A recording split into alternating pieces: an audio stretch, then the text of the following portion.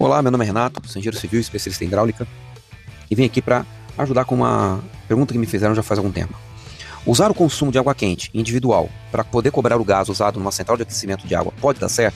Então a situação é, tem uma central de aquecimento de água, tenho um medidor individual de água quente e quero ratear o gás em função do consumo de água quente. Isso vai dar certo? Então, não exatamente. Vamos lá, a temperatura da água, isso não vai dar certo por quê? A temperatura da água não é uniforme na rede. Na prumada, quando a bomba de recirculação não está ativa, ela parou, porque ela não funciona o dia inteiro mesmo.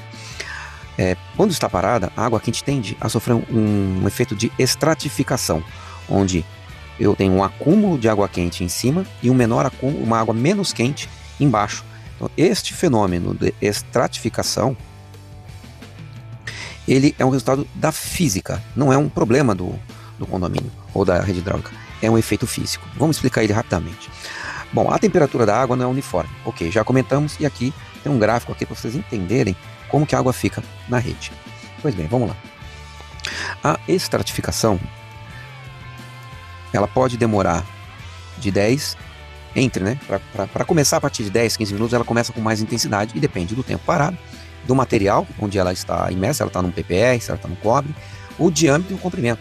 Todos esses fatores alteram o comportamento, mas a estratificação sempre vai existir, mais ou menos. Então vamos dar um exemplo aqui, em um banho de 100 litros de volume. Então é um banho que vai utilizar 100 litros de água misturada, tá? Porque a nossa temperatura de água fria está a 20 graus Celsius, a temperatura do aquecedor da água quente está a 65, no nosso exemplo, e a minha temperatura de banho é 38 graus Celsius. Nessa situação, obviamente, que eu não consigo tomar banho a 65, então eu preciso sair de 20 para 38 graus Celsius, colocando uma parcela de água quente no meio do caminho. Então, para fazer isso, concorda comigo que aqui eu vou usar pouca água quente, porque ela está muito quente, e uma parcela de água fria. Como que a gente compara? Se a nossa temperatura de água quente fosse 45 graus Celsius, concorda comigo que aqui eu uso menos água fria, porque não preciso esfriar tanto? Porque olha só, o gap da temperatura de água fria, a temperatura de banho, que é de 38 graus Celsius, para eu reduzir essa temperatura, eu só preciso reduzir 7 graus Celsius. Enquanto aqui no nosso exemplo anterior, de 65 a 38, eu preciso reduzir 27 graus Celsius de temperatura. Então aqui eu uso mais água fria. Vocês entenderam isso? Isso é normal, é a mistura de água fria. Pois bem, e o que isso vai impactar quando a gente junta a informação da estratificação? Primeiro, vamos falar também da lei da termodinâmica. Bom, segundo a lei da termodinâmica, a lei da conservação de energia, a energia total que eu uso, ela é igual à somatória de outras energias, 1, 2 e assim por diante. No nosso caso, eu vou transformar essa nossa equação de energia em duas variáveis, em dois termos. Um chama-se o volume de água gasto no banho, vezes o ΔT, que é a variação de temperatura do banho, igual ao volume de água quente, vezes o ΔT da água quente, mais o volume da água fria, vezes o ΔT da água fria. Porém, a água fria, lembra-se que o nosso banho está a 38 graus Celsius, a nossa água fria está a 20 graus Celsius e nossa água quente está a 65 graus Celsius. Então a água fria ela não compõe o papel de acréscimo de temperatura, então eu vou colocar lá fora, eu não vou usar ela, porque isso simplifica a nossa equação aqui. Então, o volume do banho vezes o ΔT do banho vai ser igual ao volume de água quente vezes o ΔT da água quente. E aqui eu tiro só água quente e depois, por diferença, eu pego água fria. Então, o volume do banho eu já sei. Lembra-se que é 100 litros? Então, pois bem, vamos colocar 100 litros vezes. Qual que é o ΔT? É a diferença da temperatura da água fria para a temperatura do banho, que é 18.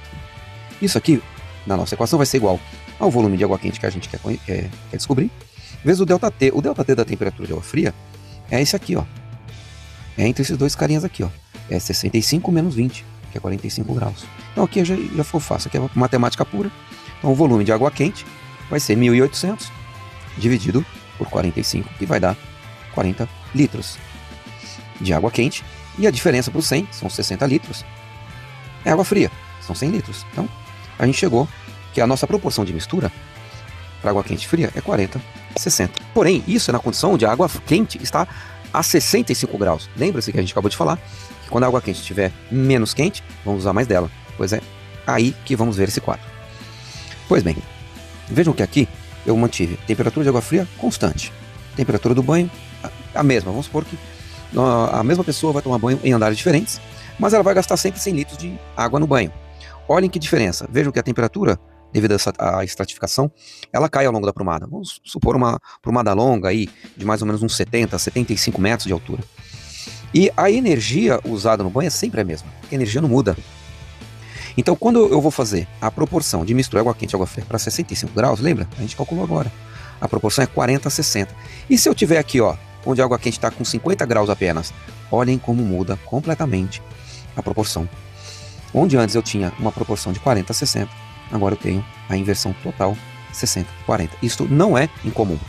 Isso significa o seguinte, que o apartamento A vai pagar em cima de 40% do uso na mistura dele. E o apartamento apartamento G vai pagar 60% da mistura dele como gás. E na verdade, os dois usaram exatamente a mesma energia e não deveria pagar diferente. Entendem que a estratificação pode atrapalhar e enganar aos olhos do leigo o faturamento de gás? Pois é. Mas e aí, eu preciso reduzir o gás. O que eu posso fazer? Bom, aí existem algumas formas de você reduzir o consumo de gás. Algumas é mexendo no sistema, mas eu vou em algumas coisas mais simples. A primeira coisa a ser vista, que é o isolamento. Então, perguntas que você deve fazer. Há isolamentos nas prumadas de água quente? PPR, muitas vezes eles não isolam. E você vai saber por quê, porque é só colocar a mão.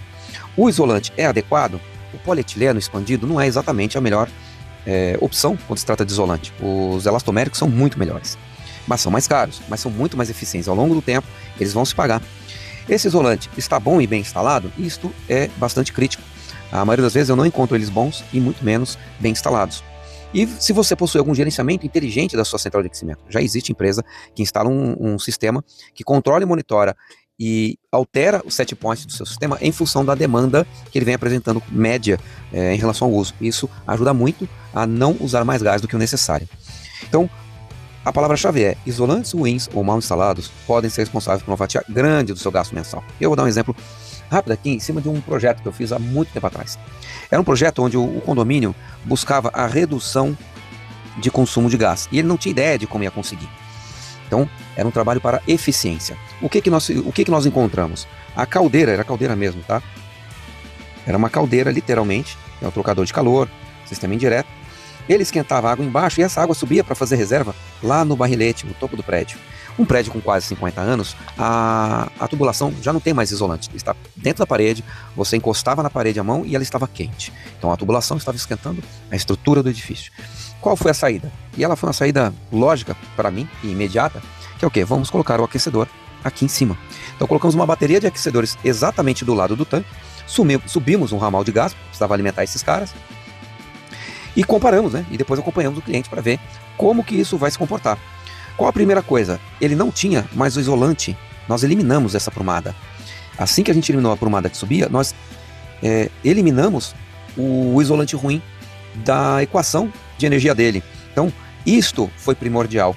E aí o contrato que previa uma redução mínima de 10%, esquece, nós chegamos a uma redução de 50% do gás, apenas, logicamente, dando uma solução técnica calculada, bem dimensionada e que teve um sucesso enorme. Então, pense mais no isolante primeiro. Se ele estiver ruim, não há solução que você tenha, e às vezes você tem um bom sistema, mas só precisa de um bom isolamento.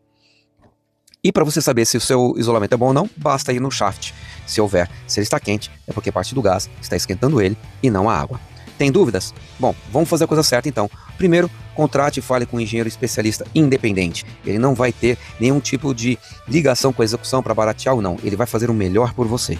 Segundo, uma boa empresa qualificada para execução. E a RT é indispensável, desde a consultoria, projeto e execução. Tem dúvida? Pergunte e respondemos. Somos especialistas em hidráulica.